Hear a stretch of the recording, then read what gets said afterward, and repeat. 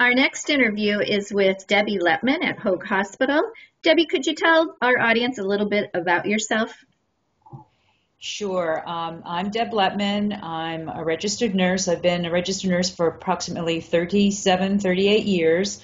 I've been at Hoag Hospital for 15 years, and I'm the department director for the cardiac critical care units, which includes CCU, CVICU, and I also have the sub-ICU. I have approximately 200 employees here, and I'm responsible for all the clinical, educational, quality aspects of care, as well as keeping up with all best practices and initiatives. So that's what I do here. Awesome. Well, thanks for that. Sure. I'm going to take you through a series of questions that have to do with what the role of healthcare linen is in a hospital and what the clinician's viewpoint of that is. And the first thing I'd like to talk to you about is, what do you feel, how strong do you feel the impact is of healthcare linen? Things like sheets, towels, underpads, slider sheets, and patient apparel. What kind of impact do you feel it has on patient care? Well, the patients expect linen that is soft and not rough. And I mean, we're like that in our personal lives, but at the hospital, we've gone to fitted sheets now. When I first became a nurse, we had flat sheets. They were kind of, rough and tough on the skin. Now we have very soft fitted sheets, which is good for many purposes. First of all, it's comfortable to the patient. Some patients think it's too warm because it's more like a flannel sheet, not really flannel.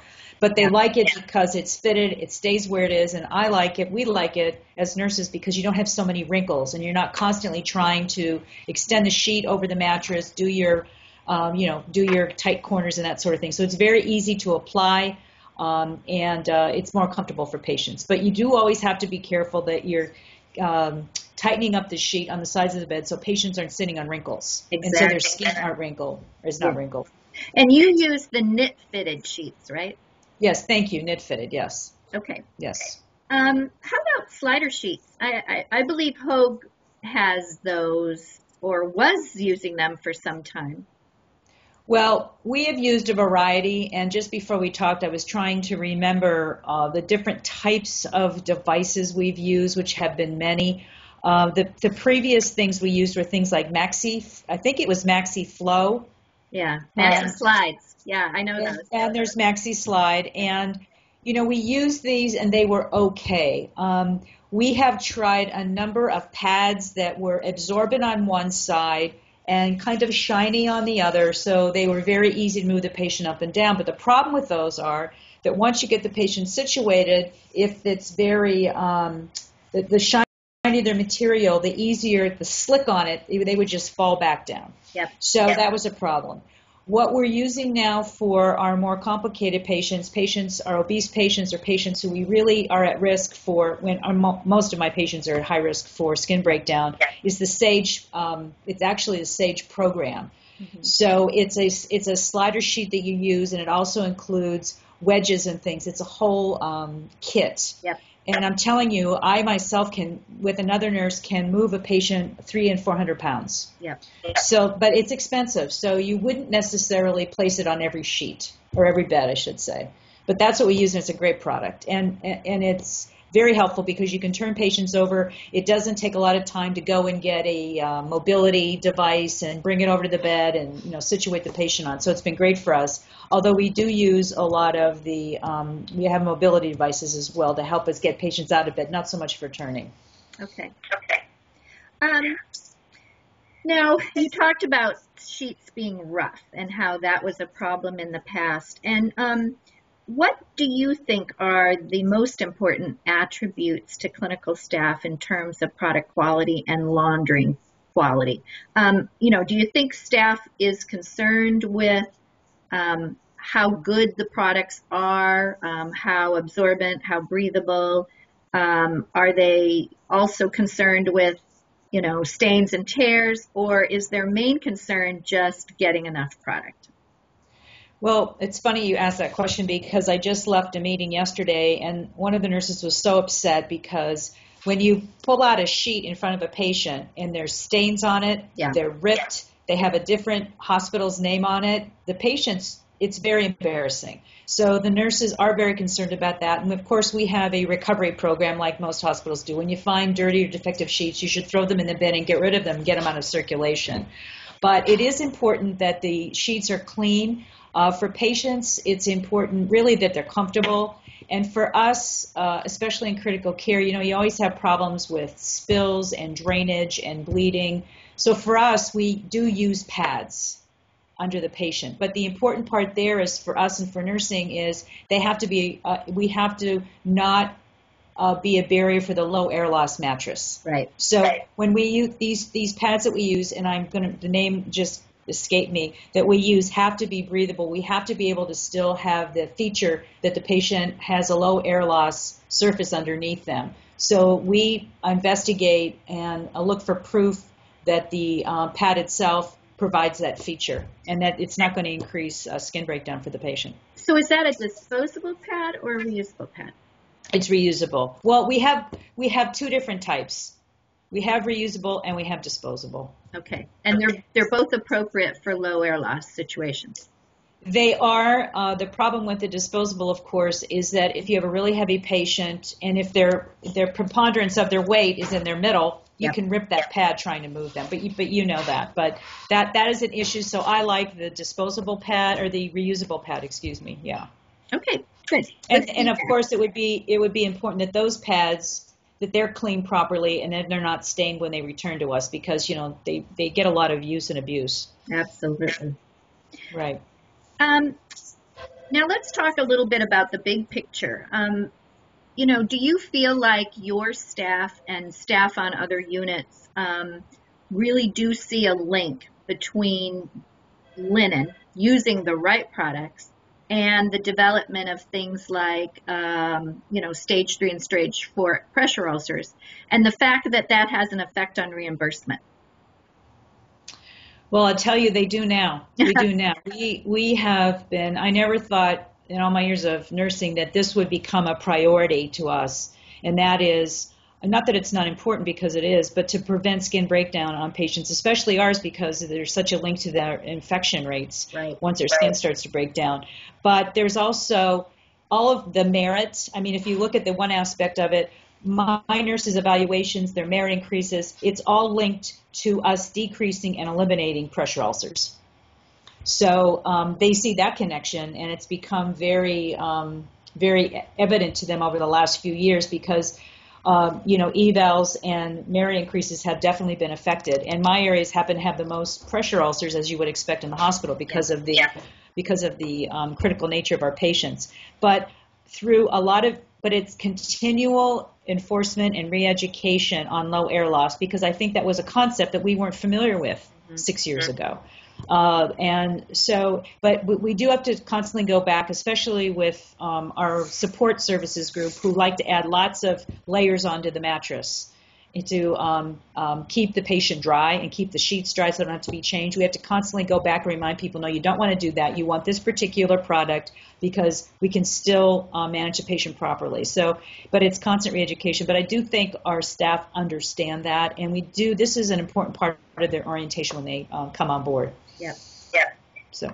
How about falls and fall prevention? I know that there are some hospitals out there who have used yellow or red fall prevention gowns or yellow or red lap blankets. Are you using anything like that at Hope Hospital?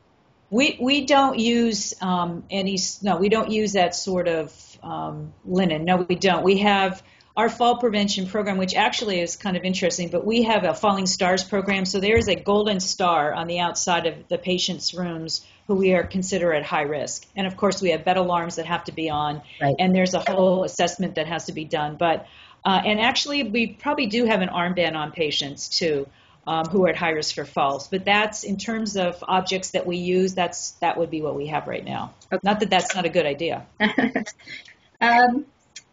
Now let's talk about how hospitals emphasize linen utilization initiatives. Sometimes it's an important issue in a hospital, and sometimes, other things take precedent. And I just kind of wondered where you were in that curve at Hoag.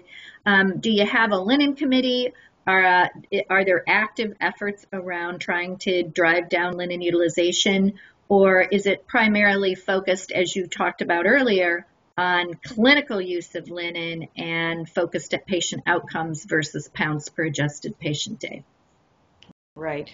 We had a huge initiative. I will say it probably was 4 years ago. We were looking at cost effectiveness, looking at overall reimbursement, as you well know, and looking at our expenses versus reimbursement and the whole program, the whole utilization program in general. So we literally went through and cut our inventory because we just had we had too much. And we're blessed that we have that sort of inventory because a lot of hospitals that I worked in previously don't have it. But we were overstocking. And the other problem is that staff do not only always stock to par levels, they just keep filling and filling till it's falling out of the cabinet, which is total misuse of linen. So we went through and I cut it, and we really did not suffer. There might be times when, but the problem is that you have to, this may not be part of your question, but if you're going to cut, though, you have to have those par levels filled every day of the week, Yes. 7 days a week. Yep. And so that's kind of what we struggle with. Because in here, I have my linen cabinets distributed around the unit, so nurses don't have to run to any particular room all the way down the hall. It's at their fingertips. Mm-hmm.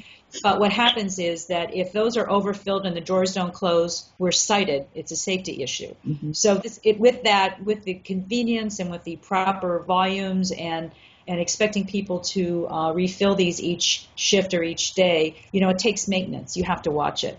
But we had a huge initiative, and I think we made a tremendous impact on expense overall due to linen. And then we're constantly reevaluating the linen we have. If we bring in sheets, though, and the nurses and patients don't like them, they do not stay. Right. So I think we're at a good place now with sheets and the materials we're using, the styles that we're using. But the outstanding issue right now, for me, remains overstocking, and for the staff, it's linen that's damaged and dirty. Okay. So we talked a little bit about the highly absorbent reusable underpads that breathe. We talked about positioning devices. We touched on yellow gowns and that sort of thing. Has anybody talked to you or any of the other departments about some of the things out there that are coming out that are antimicrobial? They might be linen that it's infused with silver or copper, or even an antimicrobial sort of finish on top. Have you heard anything about any of those? No, we have not discussed that. Yeah. We have not. It's not, at least not in any of my councils or groups. We haven't talked about doing that. Only things like slider sheets, but not impregnating or using any materials that are impregnated with antimicrobials. No. Mm-mm. It's interesting because both silver and copper are in use for a lot of other kinds of wound care dressings. And so It does sort of, make sense that it might migrate into the textile world. But I think right now everybody's sort of waiting to see if there's any clinical evidence to support it because it is costly. And I think once we have that clinical evidence and people are feeling more comfortable, in this day and age, everything has to be evidence-based. I think we'll probably see a resurgence of interest in that. But I think people are just kind of waiting to see if there's really any proof that this stuff works in the clinical setting. The other piece of it too, two things. Number one, many moons ago, we used silver impregnated Foley cap. The tips were impregnated with some sort of silver material, antimicrobial, but we never showed any change in our what we call CAUTI rate, the infection rate. Never showed an association whatsoever. What we do now is we bathe all of our patients every day with chlorhexidine, top to bottom. And that's what we use on all of our patients. Anybody who has lines, intubated, tubes, what have you, they're totally bathed with chlorhexidine. And that is a huge, that's what people bathe with the night before and morning of surgery. We do it every shift. So that has really, we feel that has really helped us tremendously. So, but that's kind of where it stopped in terms of things that we use. That's a good tip, though. I'm going to remember that one. I promise to attribute it to you, too. Yeah. Well, Deb, that's all the questions I have. Is there any message that you would have me take back to the textile industry? This interview is actually going to be played at what we call the Clean Show, which is the biggest laundry industry show. It focuses not just on hospital and institutional laundries of that nature, but also on dry cleaning and that sort of thing. But Oh, um, interesting. I'll be addressing a healthcare audience, and as a nurse, is there any message you would like to send back to them? Well, I think that I think we are pretty comfortable with what's happening now. I think that just to kind of move into a different area in terms of textiles, what I really want to see is an isolation gown that Hmm. I can pull over my head and that I don't have to try to tie the back of and tie the around the waist when Yep. you're trying to get into a room. And sometimes it's very difficult. And you'd be surprised at how difficult it is to tie the gown, especially people who have problems with their shoulders and also larger patients and families, and Hmm. then they don't stay. And then you're cited because you aren't properly gowned when you're in isolation room. So out of Right. all the things we think about, I mean, I can tell you that's the one thing I've asked, and we've trialed one or two gowns, and for whatever reason, they haven't made the hit parade. But I mean, that's something that would really be helpful for us because you're constantly donning all day long. So that Hmm. would be really helpful. And, in terms of the linen, I mean, to me, fitted sheets have just been, great. And the only other thing is that this might be, I always feel the towels and the washcloths are so rough. Yeah. And I'm still a believer in soap and water. I love to bathe my patients with soap and water. And that material is so rough on their skin because our patients from steroids and just because they're so compromised, their skin breaks just by rubbing it. Hmm. So some of these towels and things that we use, and I'm sorry to say people don't use them that way that often, but I'd like to see something that's a little bit softer on the patient. And I don't know if it's that they're rough because of durability or to withstand, constant cleaning or something like that. But if I had my druthers, I'd like something that's a little kinder, softer and kinder to the patient's skin. Well, all of this is extremely good feedback. I can't tell you how valuable it is. And I just appreciate your efforts to get this interview done. You're And welcome. now we know we can Skype each other whenever we want to talk. Yeah, I've advanced into technology. Wonderful. Hooray. Well, thanks Hooray. again, and we'll All talk to right, you again Janice. soon. Okay, great to see you. Take care. We'll talk soon. Okay, bye-bye. Bye-bye.